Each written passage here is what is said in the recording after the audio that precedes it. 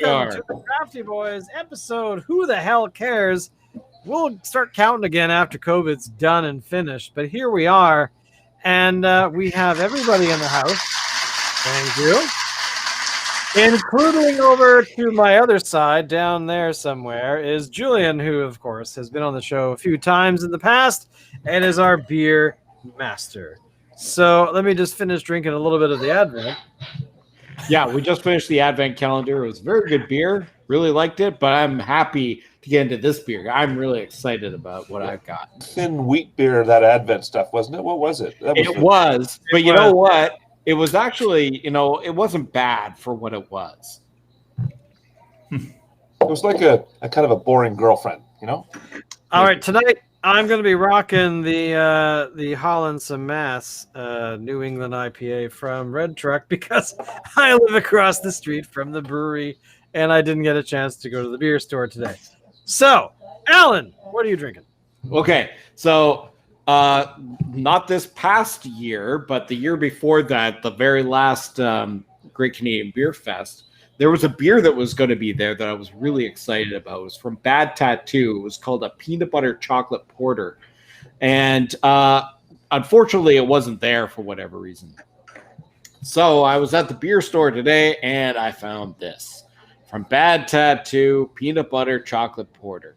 So I'm kind of excited for this. I'm going to finally try this beer that I've been waiting a year and a half to try.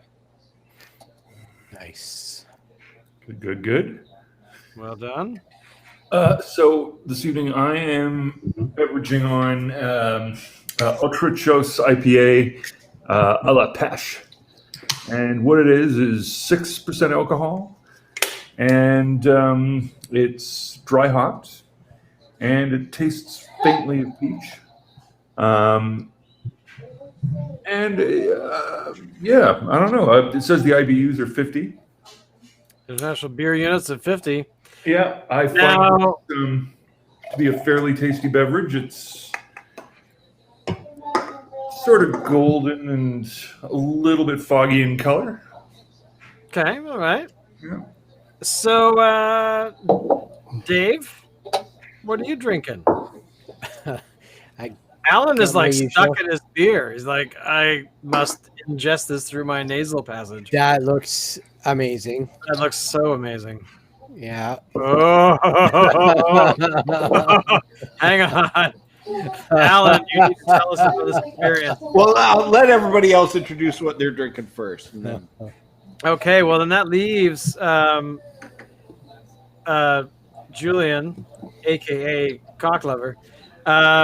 What is the beer you're drinking tonight?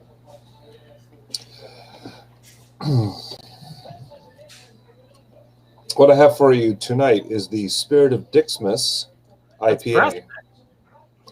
And so there's interesting history behind this collaborative brew. It is, in fact, brewed at Brassneck, but that's not the history of the beer. The history of the beer is from Dick's, which was a brew pub which was alive on Beatty Street back in the day. You might remember. God. Really? And, yes. I thought, man, fuck, those guys are great. Yes. So the history of this is it goes back to the beginnings of West Coast style IPA, predating greatness like Central City West Coast IPA and Fat Tug, with whom I had a long and satisfying relationship, as you all well know. But what's been happening here is that back in the day when Derek Franch, who was the brewer at Dick's at the time, and his predecessor Tony, they were bringing out these high gravity, high IBU West Coast style IPAs that we know and love so well, and we people like me that went down there and got destroyed on this stuff, which was approaching 7% and 7% plus, which was unheard of in those days. What was going on was that Derek and Tony started making a cask of this, dry hopping it and putting it on the bar. That's how the cask got started. In the cask tradition got started in Vancouver was Derek Franch and Tony at Dick's, because every Tuesday afternoon at 3:00 they would put a cask of beer, and Derek usually had like a 12-inch sock full of dry hops that he'd had in the cask for several days, and it was dry hopped. It was whirlpooled. It was all this crazy beer, and we were drinking it. And so, of course, the demise of Dick's after 11 years back went on, and Derek Franch remains the head brewer at Whistler Brewhouse, and so his Five Rings IPA is fairly similar to this actually these days. Nevertheless, the actual grain bill and the hop bill that was used during the heyday of Dixon's IPA is done now at Brassneck, and Derek comes down from Whistler and gets together with Tony and Nigel from Brassneck, and they make the Spirit of Dixon's IPA the last 3 years in a row, and you can buy it in cans like this, and also get growler fills, which is not very common these days. And this is for those who want the nostalgic taste of a traditional West Coast IPA from 10 to 15 years ago. So I open it for you now. So I'd be very interested to try that, actually, because I remember I was visiting Shane one time, and we went to Dick's, and I had an IPA that was there, and I wasn't really, there wasn't a lot of IPAs out at the time. And I remember trying it, and the bitterness of it was just turned me right off. Like I couldn't even drink this thing. And I'd be interested to try if I could take that beer from whenever it was, 15 years ago or whatever, and bring it here now. Would my taste buds think of it differently? Well, let me ask you a question. How much do you like Fat Tug? Oh, I love Fat Tug. Because this is in the same IBU range as Fat Tug, and so you're going to be fine with this. This stuff dances on the tongue. But I'm biased because, I did some things I'm not proud of while drinking this beer, right? So it's fantastic. It's absolutely fantastic. You fall down. This is fall down the stairs beer. This is ride your bike into a bush beer, right? Yeah. So it's awesome. It really is, and it's on tap in the Brassneck tasting room, which of course is not easy for all of us to get to, but anyway, I thought I'd introduce you guys to this seasonal brew that has a history. Nice. Actually, Shane, I think when we went to Dick's, it was after we went to go see that live show with the Spinal Tap guys unplugged. Oh yeah, the Spinal Tap Unwigged and Unplugged. Yeah. They were doing that tour for their. I seem to recall it. Wasn't it like a bunch of the Spinal Tap music, but it was acoustic? Wasn't that? Yes, it was, and they were also doing stuff from A Mighty Wind and. Right. When was that tour? I'm looking it up because I'm very curious. Oh my God, that was 2009. 2009, yeah. That was. Oh God, my. When did Spinal Tap come So out? that was 11 years ago that we went to Dick's. Wow. Yes, and Dick's closed May the 11th, 2011.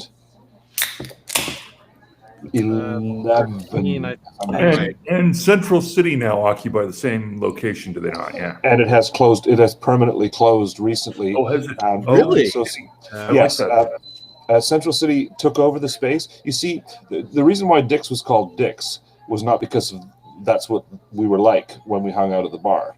It was because the owner of the strata-titled unit in which Dick's Brewery was located was owned by a guy called Adrian Dix. Not related to the Adrian Dix who was the Health. so DIX. It was called Dick's because that was the location. That's who owned it. But that's one of the reasons why Dick's was owned by Mark James, and Mark James leased that space. Well, that's not the Mark James way. Mark James is a real estate guy. So when the lease ran out, Dick's closed. It wasn't anything to do with what some of the people who speculated said. It was because they weren't making any money, or because he hated this or he hated that, or the staff was rebelling. And no. When the lease expired, Mark James moved on, and he guess what they opened? Red Truck. Yes. Oh, really? Yes. Mark James Group owns Red Truck, and Red Truck cost $30 million. So leased little spaces like Dick's simply didn't fit the business model, Right. Huh. And so that's why Dick's closed. Yeah. And then the license wasn't the license sold to Yaletown? Right. Well, Yaletown Brewing Company, also a Mark James location, was already open at the time. But what Mark James Group was able to do, not quite sure how it worked out, they were able to transfer their brewing license from Dick's over to the Yaletown Brewing Company, not for the purpose of the brewing room, but to open the distillery, because there's a distillery and a liquor store on the other side of the Yaletown Brewing Company location now, and they were able to parlay that into a distillery, and they make good liquor there. Horrible price to pay, but that's Yaletown for you. Yeah, exactly. Yeah, I don't know what that space is going to be now. I mean, it's pretty much a bar. I mean, I would like to lease it out to be my home. There's no reason I couldn't use the tanks for something that's, just for us. Dick's when Dick's closed, a brewery in the Okanagan bought all the equipment, and they removed it lock, stock, and barrel, because when Central City moved in there, they'd never brewed there. It was a tap room. They brought the beer there from the Surrey brewing location, and it's closed. It was a restaurant essentially. Yes, it was in the same location. Yes, some of us went there because a little bit like putting flowers on a grave, but it was never Dick's again. It was just a restaurant. It was what it was. But now that's gone too. Central City has simply said that because of COVID times, he just can't do it anymore. Yeah, I mean, it was a tough. I mean, especially when there was brewing going on there to a certain extent. I mean, it wasn't huge. It was like, I think it was 2 tanks. I think at Dick's. Yeah. Oh well, it was a custom-made microbrewery, a nano brewery in some, but in very some nano, comparative, but the ones that you saw in the brewing equipment that you saw through the glass in the bar was only part of it. The rest of it was downstairs in the basement. Yeah, and they had many more tanks. Many more tanks and stuff down there. However, when the Olympics were alive, and the brewing, that was going to be the epicenter of drinking for the Olympics because of its position across the street from the Terry Fox Memorial, or almost. Derek and his other brewmasters from the Mark James Group, they actually brewed most of the Pilsner and the other beers that were drunk there at Taylor's Crossing in North Van, which had 4 times the capacity of brewing that Dick's did. So yes, they had smaller tanks at Dick's. Exactly. Yeah. So yeah. I mean, what can you do? I mean, I'm sure that the last time I was there, Dave was there, and he was at the end of the bar. I think he'd been there for like 2 or 3 weeks. I mean, pounding them back, requesting that all his glasses be made out of stainless steel, and just kind of one after the other, double fisting it at times. I mean, it was a pretty ugly scene. We threw peanuts at him and stuff, and he eventually went home, but it took about 6 or 7 months. I mean, Dave, can you explain that time of your life, 2010 during the Olympics? Can I explain that? Jesus, I don't even know where I was at the time. I mean, that's probably, fitting.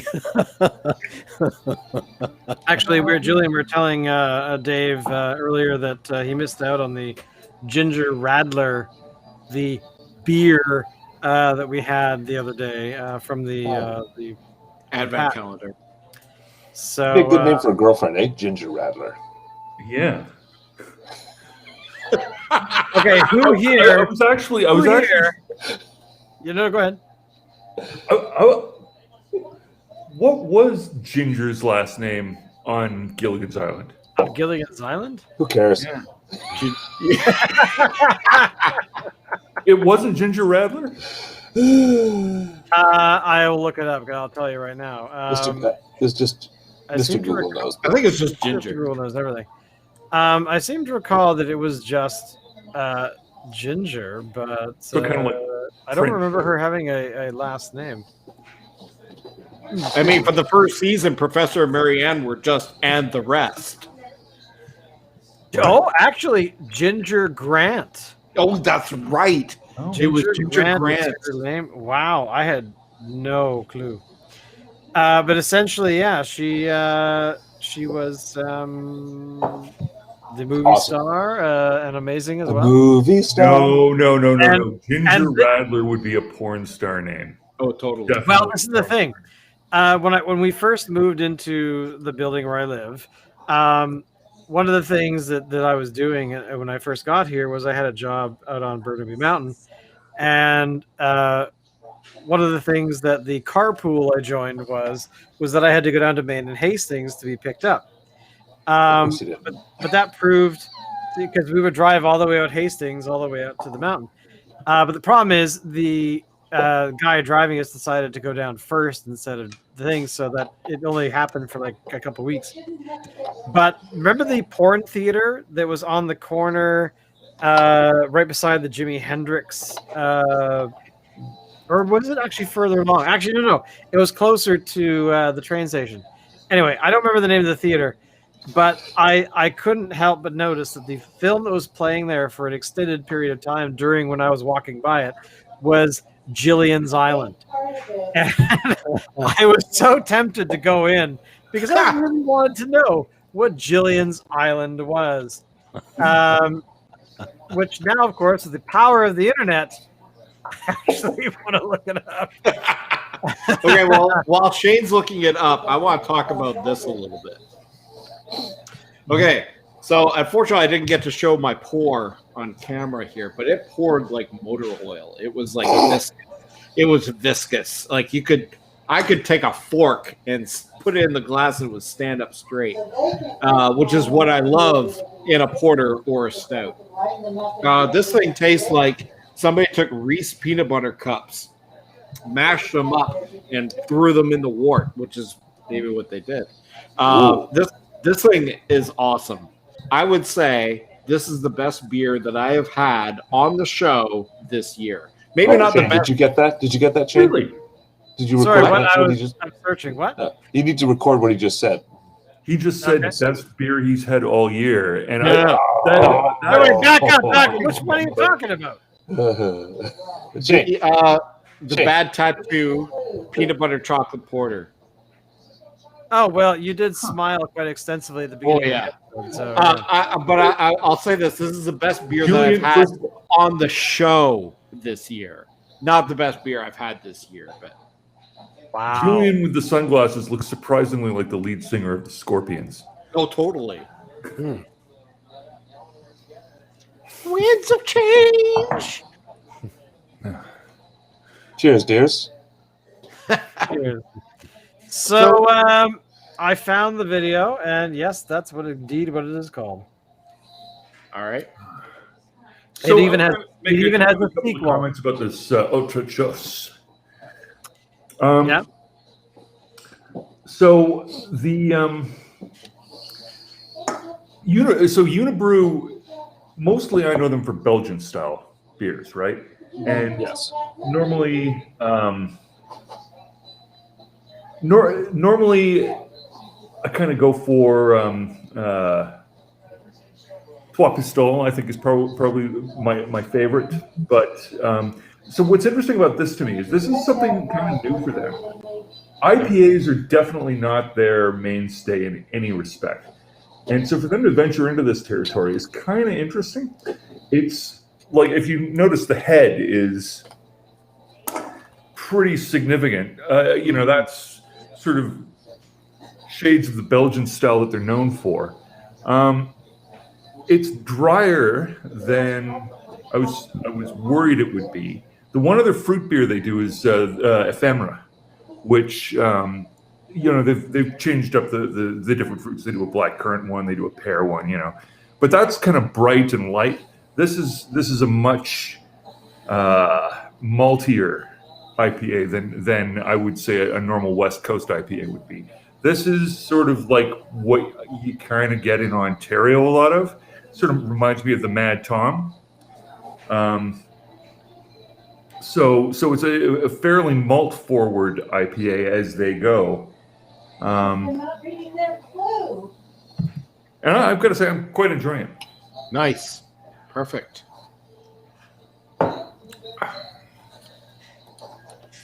So, Dave, I know that you're kind of the odd man out right now.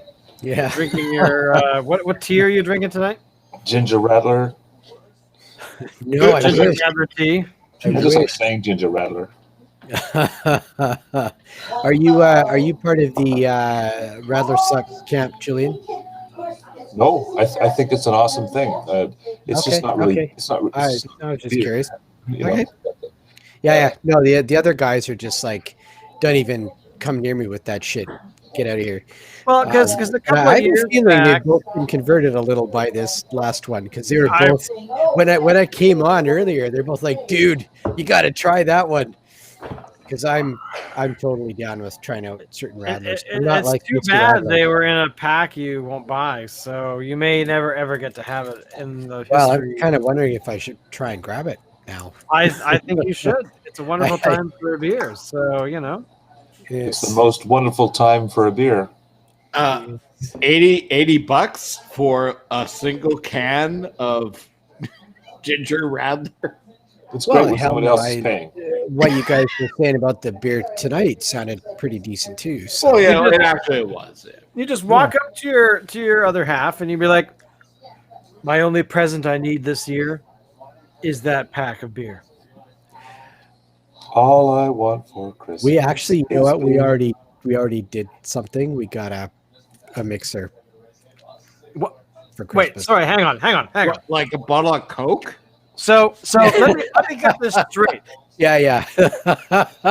I need clarification on this because Nope, okay, I'm just gonna let that hang. Dave, you have been drinking beer when you're not here doing the show. So What?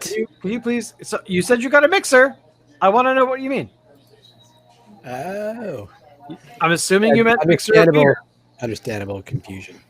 No, I'm talking about A cement mixer. what you call them. It's like a cement mixer. Blah. Like a KitchenAid thingy Ah, Oh, for the making And- of the breads and such, And you're brewing beer in it. and brewing tons of beer, which is being put aside for Christ knows when I'll be able to drink it. So when are you going to start brewing beer with this mixer? Because I'd like to know what kind of things you're going to mix into the beer batches that you're making. Julian, instruct Dave. It's Dave, yeah, can you cherries. drink Cherries. I Rattler? love your cherries, Julian. Oh, well, first of all, if you're going to go that route, then these days you simply have to buy a bag of frozen cherries. Okay. And then you're going to do two things, in my humble opinion. One is that you're going to save half the cherries for infusing the beer after it's brewed, and the other half of the bag is going to go into the fermenter to ferment along with the malt. Okay. And that is going to produce some creek. Nice. And you may or may not be able to get sour cherries in the bag, President's Choice frozen cherries in the bag, pitted. But if you can only get sweet cherries, that's okay too. You can fix the acidity later. This is good stuff. Right. Yeah, it get some Belgian ale yeast and carry on. And now Julian, what kind of blow off could you expect to have from your primary when you put like fruits like cherries into the primary fermenter? it's not particularly it's not particularly volatile because there's no more sugar in cherries than there is in malt extract or malt or any other additive that you might add. So the only thing is that if you're adding a whole fruit to the fermenter, make sure that things don't get plugged up because you could say, "Thar she blows." Yeah, I did that one time. Yeah, the vape, the lock went Agreed. hit my ceiling. But in general, a primary fermenter shouldn't have an airlock on it anyway, so it doesn't matter. Yeah, I discovered that early on because Julian told me to. He said, "What the hell are you doing?" I'm like, "I put the airlock on." He's like, "Ah, take that Okay. damn thing off." For secondary, And, yes. For primary, no. But the problem is that when I was doing the secondary process in some plastic bottles, thankfully not in glass, I woke up at like 2 o'clock in the morning because I was hearing this very high pitched, noise, and I'm like, "What the hell is that?" I turn the And it lights wasn't on. Allison. It was not Allison, sadly. And there was this stream of cider down the wall. And luckily I woke up because a second bottle started doing the same thing while I was dealing with the first that had popped. So, yeah, good times. Good times for brewing. But, it cleaned up really nicely and all was well. But I got to say, that was an effervescent batch. There was a lot of bubbles in that thing. Wow. Was that just high sugar, Shane, or? For that was, I think, only the second batch of anything I'd ever made. So I think it was probably a bit too young to go into the bottles yet. I don't think fermentation obviously not finished. So usually I wait till I can guess if it's done or not. Cider's a bit easier to tell. Beer's a little harder for me. That I can't tell if the fermentation's finished. But for cider, that one definitely that had a lot of sugar in it. So yeah, it was a wise decision to I took the caps off the other bottles that evening anyway, and then let them kind of finish off for a day or two, and then put the caps back on. So that way, it was able to really get that effervescent, bubbly experience without spraying booze all over the floor. Because booze does not belong on the floor. Booze belongs elsewhere. Yeah. Totally. Julian, do you want to tell the boys about Piper? What's that? Piper is an eloquent and an attractive young woman that I've introduced Shane to via the beauty of YouTube. And she provides us with some instructional videos on cooking. And she also showed us today, for example, in a very, very concise way, how to apply sunscreen at Wreck Beach. Or in fact, I think today was actually at Vanier Beach. Beach.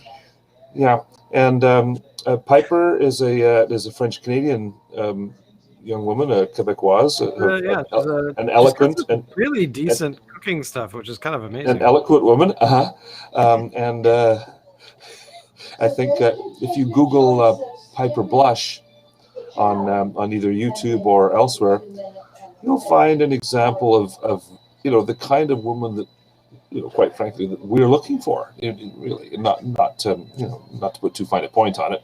She has some fine assets.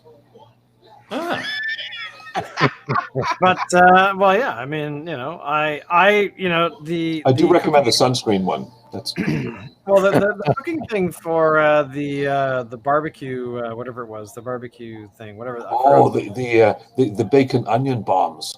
Yeah, that to me, I mean, Piper you should really combine them. Piper Blush cooks bacon onion bombs. I couldn't complain. Learned a lot about how to carve onions and stuff like that, so it was quite amazing. Oh, but anyway, I don't even know what else to say about the week. I mean, this particular week for beer news was really light. Have you guys been following up on any of the different beer things and the Canadian beer blog or no? I had a look through, and there isn't a lot going on.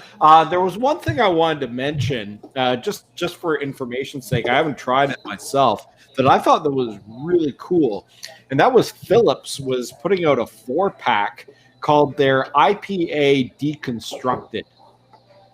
So what they have made is they've made an anniversary IPA, and it's got 3 different hops in it. And what they've done is they've made 3 other IPAs that are each single hopped, each one having a different one of the 3 hops. So in the 4-pack, you get 3 single hop IPAs that are of different hops, and then all 3 of those hops combined together into one IPA. It's an interesting idea. I think I might try to get it if I can find it. And I thought I'd mention it to you guys, see what you thought. I think it's an interesting idea, maybe more of a marketing gimmick than anything else, but still. Huh. Well, it's clearly a marketing gimmick, but it's a good one. It's one that I think actually reflects upon the merits and qualities of their beer, which, Yeah. good on them. Mhm. Yeah. Yeah, I have no reviews on it or anything. I haven't tried it myself. Yeah. I actually haven't seen it in stores yet, but Right. I might have seen it last week, Alan, at the their own shop. oh, okay. Maybe I. You went guess to their so. you went to their shop? Well, no, I went by it. Oh, you went by it. I walked by it. Yes, unfortunately, that was the best I could manage, was just walk on by. But yeah, I think the hop deconstructed thing, that sounds familiar from what I was seeing in the window. Okay. Yeah. All right. I think I'm gonna have to try and pick that up. Yeah. Yes. Interesting. Mm-hmm. So how are you getting your beer these days? So in Ontario, we're all in lockdown again, so I'm ordering stuff through Dial a Bottle. Interesting. Well, So, we're how's not that on- experience been? Sorry? How's that How's it experience? been? Good, actually. Yeah. Now, there's been runs on product every time lockdown's been introduced, but it always sort of levels out after people's initial round of panic elapses. But so far, this time it's been a lot smoother than the first round. I would say that it's been there's really only one change that had to happen the first time I jumped back into Dial a Bottle, but yeah, today's order showed up exactly the way I ordered it. So Nice. Perfect. How We're long not. did it take from order to actual delivery? what's this? How long did it take from order to showing up at your door? Well, it's a good question. I don't know if you can get same day right now, Okay. because I usually do my order on Mondays, and usually the LCBOs are all closed on Mondays. Okay. Seriously? Where's this place again where's this? This is Ontario. Ontario. Is that near Quebec?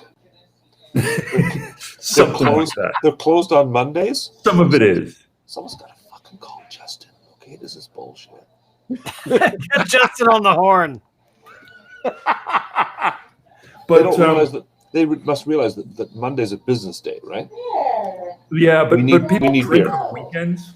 So there's one more episode. I quite honestly, Unbelievable. Look, hey, Unbelievable understand. shit. I think Alberta's got it right. I think liquor stores should be privatized. I don't see the Ontario has not one but two statutory monopolies. One is the LCBO, the other one's the beer store. The beer store is actually, so far as I can tell, actually it's a draw for political campaign financing, but it's Absolute madness. yeah. One that if you haven't seen it, So yeah, I mean, why is it this way? I don't know. I've told you about the Matador Club, right? Which like the police had a an after hours club in Toronto. I mean, so rumor has it. I never confirmed for sure that it was the police running it, but that's what everybody says. So, health is definitely part of it. so that and I could can't not think of be- anybody else that would run an after hours club in such a ridiculous way. Like the way it used to work is you'd go in, there'd be the band playing down the end of the hall, and then picnic tables in this big room, right? And people with like mail bags full of Mickeys would walk around and sell you a Mickey. I think Julian runs a place like that right now. I don't sell. I never sell. Cannot sell. Not legal. Justin doesn't approve. That's right. I didn't mean sell. I meant provides a service. Well, That's right. look at me. Obviously. I mean, yeah, exactly. The love and admiration is obvious. It's powerful. It's, you could completely just walk into a room and you could walk in with all these people looking at you, and they would be, they'd bow and worship you and want to basically be you. So, you know. Look, here's the point, boys. Locke has given us a very pertinent example of just how connected we still are to the Great Depression of 1930s. The fact is that home brewing in Canada is not only legal, it's tax-free.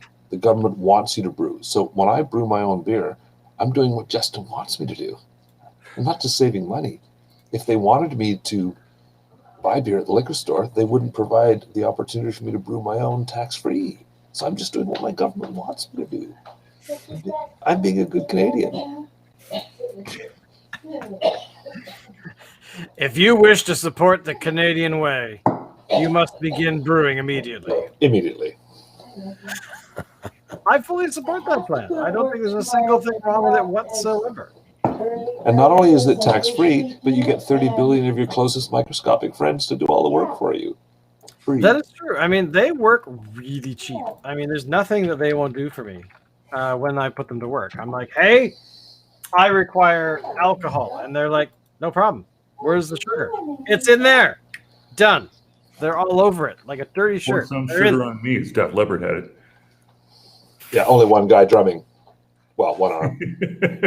What has 8 arms? Or sorry, what has a 7 Did arms? you say 8 arms? Pour some sugar on me. Yeah, I got I'm drinking beer. I'm sorry. I got it. Pour some sugar on me. Pour a little sugar on me, or some. How much? Pour is it? sugar all over me or something. Something like that. Yeah. It's been a while. It's been a while. So, So start anything brewing else? immediately. Start brewing immediately. I mean, that's really the whole thing, is that you need to sit down and look at the world and go, I need to brew everything I can, because otherwise, if we don't, Justin wins.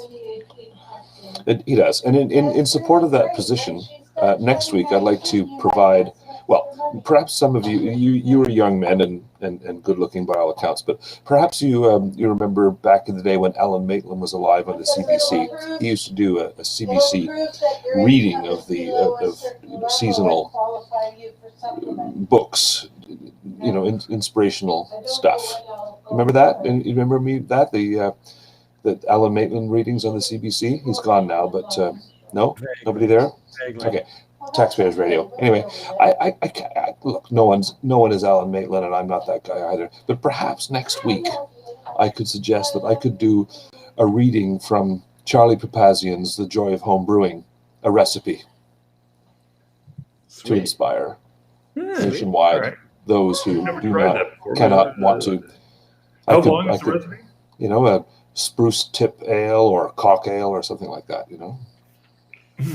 Nice. I used to do some home brewing, but I haven't done it in quite a while. We moved, and in the move, after we moved here, I can't find my brewing equipment. What? Yeah, I don't know where it is. I don't know where it is. Why? I don't know. Why? I don't know. So, do all you guys pay full retail for your beer? Yeah. Yep. No, I tip. Mind you, the home brewing that I did was using Cooper's kits. We just bought some. Well, Yeah. I would never do that, because I understand that using Cooper stuff is like lowbrow brewing. And It is pretty low to that level. It is. I mean, I really can't. I mean, if you ever caught me dead brewing that stuff, I would drink it. So I would always get the Cooper's IPA kit, and the IPA you ended up with was certainly not an IPA by what I would consider to be an IPA under normal circumstances. But I mean, it was certainly drinkable beer.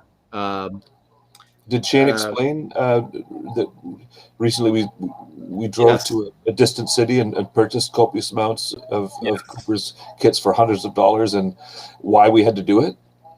He didn't tell me why, Well, but he told me. This It's always the behind the scenes story, isn't it? You have to understand, I don't want to revisit my roots and start buying cans of Cooper's malt extract. Yeah. What's happened is that for all kinds of different reasons, we can discuss this, in future episodes. The fact is that getting malt extract for home brewing at a reasonable price is difficult, because we demand not only good beer in our home brewing hobbies, but we also want economy. We can't spend more on malt extract than what it costs to buy it at the beer store, right? Yeah. So, I mean, right now, with the closure of Dan's Home Brewing Supplies, there's only one brewing retail store left in the entire city of Vancouver, and he has malt extract for sale. He does have it, but it's expensive, and there's no other choices. And I've tried every which way from Sunday to, short of ordering a truckload and having it delivered curbside, it's difficult. Now, yes, we can buy bags of malt, but it's a lot of, it's a lot, right? It's a lot of work to boil. It is, but that's something that I did towards the end there. My last couple of batches, where I would start with the Cooper's kit, and then I would have bags of malt that I would add to it, and I would add hops to it and all that kind of stuff. And I ended up with a much better beer product. Yes. But it still wasn't up to standard for Fat Tug or whatever, right? I mean, right. Yeah. But it was getting closer. It was getting closer. That's one of the problems, is that we not only demand economy from our home brewing, but we also want quality, because small breweries have upped the ante. Making Fat Tug at home is difficult. There was always one recipe that I wanted to try, and I've lost it. I'm sure it's online, but Barack Obama, when he was in his first term as president of the United States, he would, believe it or not, the White House actually has a microbrewery inside of it, and they had bees, like honeybees, and they would extract the honey, and they made a beer, a honey ale, with that honey. So anyway, he published the recipe, and I kind of wanted to try it, but I never got around to it. So a White House braggot, something like that. Nice. I'd like to have some piece of that. Yeah, definitely. That sounds amazing, actually. White House braggot. I'd be anyway, anyway, we should definitely brew. Justin wants you to brew. We don't want to pay for the delivery charge, and brewing must. I brew, therefore I am. Yes. That's how we roll. On that note, we've been on for a while, and we have more beer to drink tomorrow. So, any final words, boys, before we leap back into the real world tomorrow? No. Think I'm good. Cocktail recipe we're next week. We're hard working guys. You'll bring a recipe next week. That's awesome. For cocktail. For cocktail, yes. Alan, please tell me you can take us out. Thank you. Bye, everybody. See you.